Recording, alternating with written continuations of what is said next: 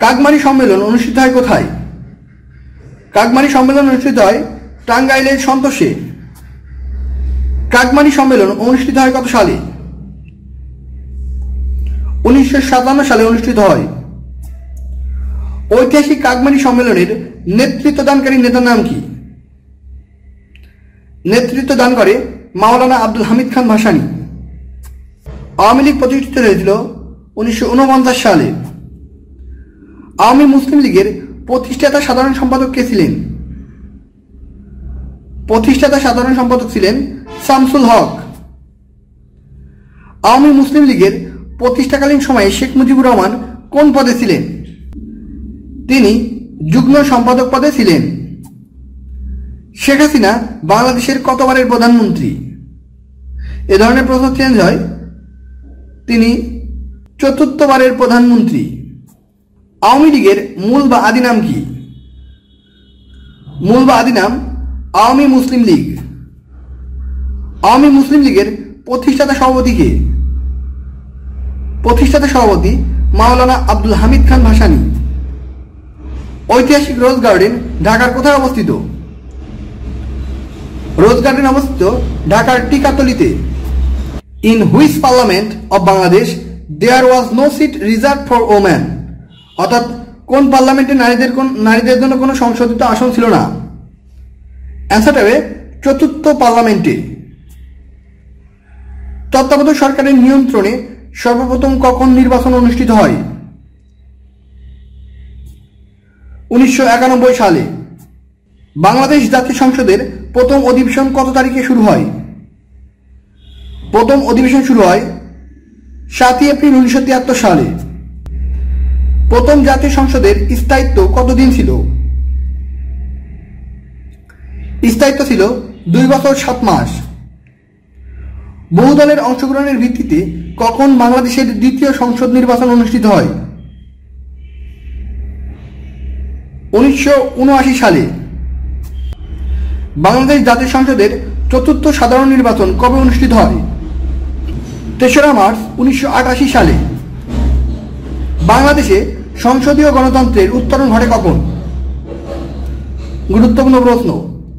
অ্যান্সারটা হবে 6 আগস্ট 1991 সালে। ষষ্ঠ জাতীয় সংসদ বিলুপ্ত করা হয় কখন? বিলুপ্ত করা হয় 30 মার্চ 1996 সালে। সবচেয়ে বেশি সময়ের স্থায়িত্বকাল কোন সংসদের ছিল? সপ্তম, অষ্টম, নবম এবং দ্বাদশ সংসদ নির্বাচন। একাদশ জাতীয় সংসদ নির্বাচন অনুষ্ঠিত হয় কখন? অনুষ্ঠিত হয় 30 ডিসেম্বর 2018 সালে। জাতীয় নির্বাচন কমিশনের সদস্য কত? নির্বাচন কমিশনের সদস্য 5 জন। অপারেশন নবযাত্রা কি? অপারেশন নবযাত্রা হচ্ছে ছবিসহ ভোটার তালিকা ও জাতীয় পরিচয়পত্র প্রণয়নের কর্মসূচি। বাংলাদেশে সর্বশেষ গণভোট অনুষ্ঠিত হয় কত সালে? সর্বশেষ গণভোট অনুষ্ঠিত হয় 1991 সালে। জরুরি সেবা নম্বর 105-এ ফোন করলে কোন সেবা পাওয়া যায়? 105-এ ফোন করলে জাতীয় পরিচয়পত্রের সেবা পাওয়া যায়। ইভিএম দ্বারা কি বোঝায়? অর্থাৎ ইভিএম এর পূর্ণ মিনিং হচ্ছে ইলেকট্রনিক ভোটিং মেশিন। জাতীয় ভোটার দিবস পালিত হয় কত তারিখে? জাতীয় ভোটার দিবস পালিত হয় 2রা মার্চ। বঙ্গবন্ধু শেখ মুজিবুর রহমান কত তারিখে পাকিস্তানের কারাগার হতে মুক্তি পান? পাকিস্তানের কারাগার হতে মুক্তি পান 8 জানুয়ারি 1972 সালে। বঙ্গবন্ধু শেখ মুজিবুর রহমান কোন তারিখে স্বদেশ প্রত্যাবর্তন করে? স্বদেশে ফিরে আসেন 10 জানুয়ারি 1972 সালে। বঙ্গবন্ধুর স্বদেশ প্রত্যাবর্তন দিবস কোনটি? স্বদেশ প্রত্যাবর্তন দিবস 10 জানুয়ারি। বাংলাদেশের অস্থায়ী সংবিধানাদেশ কত তারিখে জারি করা হয়? জারি করা হয় 11 জানুয়ারি 1972 সালে। জাতীয় শোক দিবস 15 আগস্ট। জাতীয় শোক দিবস একই প্রশ্ন বিভিন্নভাবে এসেছে। অ্যান্সারটা হবে 15 আগস্ট। জেল হত্যা দিবস কবে পালন করা হয়? জেলা প্রতিবাদ পালন করা হয় ৩রা নভেম্বর। ঢাকার গুলিস্তানে অবস্থিত জিরো পয়েন্টের বর্তমান নাম কি? জিরো পয়েন্টের বর্তমান নাম নূর হোসেন স্কয়ার। বাংলাদেশে প্রথম সামরিক আইন জারি করা হয় কখন? বাংলাদেশে প্রথম সামরিক আইন জারি করা হয় 1975 সালে। ইনডেমনিটি অধ্যাদেশ জারি করা হয় কবে? ইনডেমনিটি অধ্যাদেশ জারি করা হয় 26শে সেপ্টেম্বর 1975 সালে।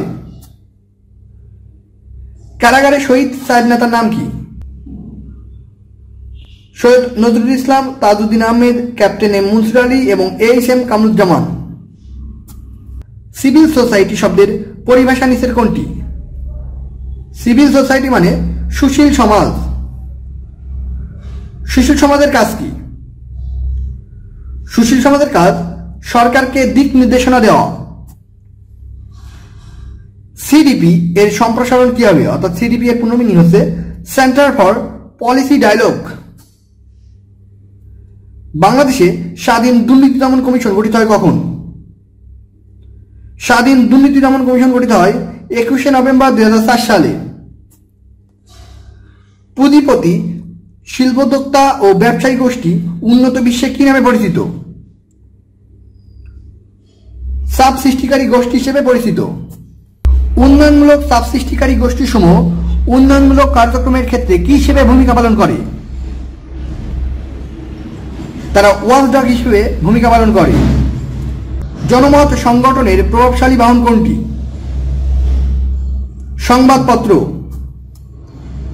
কোনটি রাষ্ট্র ও জনগণের মধ্যে সংযোগ সৃষ্টি করে? রাষ্ট্র এবং জনগণের মধ্যে সংযোগ সৃষ্টি করে নির্বাচন। চাপ সৃষ্টিকারী গোষ্ঠী দেশের কোন ঘটনা প্রবাহের উপর সবচেয়ে বেশি প্রভাব বিস্তার করে? রাজনৈতিক ঘটনার উপর। বর্তমানে প্রতিনিধিত্বমূলক গণতান্ত্রিক সরকারকে দলীয় সরকার বলা হয় কেন? নির্বাচন হয় দলীয় ভিত্তিতে বলে। চাপ সৃষ্টিকারী গোষ্ঠী কোন ধরনের ব্যক্তিবর্গের সমন্বয়ে গঠিত? বেসরকারি ব্যক্তিবর্গের সমন্বয়ে গঠিত। শিক্ষক কর্মচারী ঐক্যজোট কোন ধরনের চাপ সৃষ্টিকারী গোষ্ঠী? সংরক্ষণমূলক চাপ সৃষ্টিকারী গোষ্ঠী।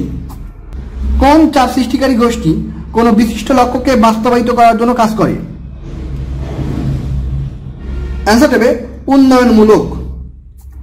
বাংলাদেশের 8ম জাতীয় সংসদে কোন সদস্য নিজের কাছে সংসদ সদস্য হিসেবে শপথ নেন? আব্দুল হামিদ।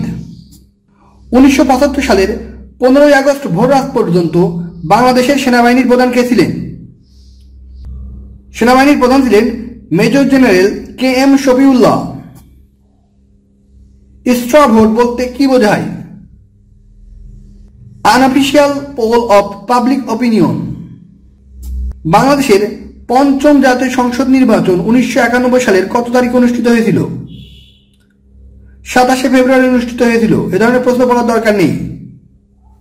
প্রতিনিধিত্বমূলক গণতন্ত্রের মূল ভিত্তি কি? প্রতিনিধিত্বমূলক গণতন্ত্রের মূল ভিত্তি রাজনৈতিক দল। সংবিধানের কত নম্বর অনুচ্ছেদে রাজনৈতিক দল সম্পর্কে বলা হয়েছে? 152 নম্বর অনুচ্ছেদে। প্রতিনিধিত্বমূলক গণতন্ত্রে বিকল্প সরকার বলতে কাকে বোঝায়? বিকল্প সরকার বিরোধী দলকে বোঝানো হয়। নির্বাচনী বিধি অনুসারে প্রতিটি দলে নারী সদস্য থাকতে হবে কত শতাংশ? নারী সদস্য থাকতে হবে 33%। গণপ্রতিনিধিত্ব অধ্যাদেশ কত সালে করা হয়? অর্থাৎ আরপিও করা হয় 1972 সালে। গণপ্রতিনিধিত্ব অধ্যাদেশ 1972-এ সর্বশেষ সংশোধন করা হয় কত সালে? সর্বশেষ সংশোধন করা হয় 2013 সালে। Representation of the people's order 1972 কোন ধরনের বিধান? এটি জাতীয় সংসদ নির্বাচন সংক্রান্ত বিধান। বাংলাদেশে বর্তমানে নিবন্ধিত রাজনৈতিক দল কয়টি? এ ধরনের প্রশ্ন চেঞ্জ হয়। সর্বশেষ অনুযায়ী 42টি। সর্বশেষ নিবন্ধিত রাজনৈতিক দল কোনটি? বাংলাদেশ জাসদ। 1 নম্বর নিবন্ধনকৃত রাজনৈতিক দল কোনটি? এলডিপি। রাজনৈতিক দলের নিবন্ধন প্রথা চালু হয় কত সালে? নিবন্ধন প্রথা চালু হয় 2008 সাল হতে।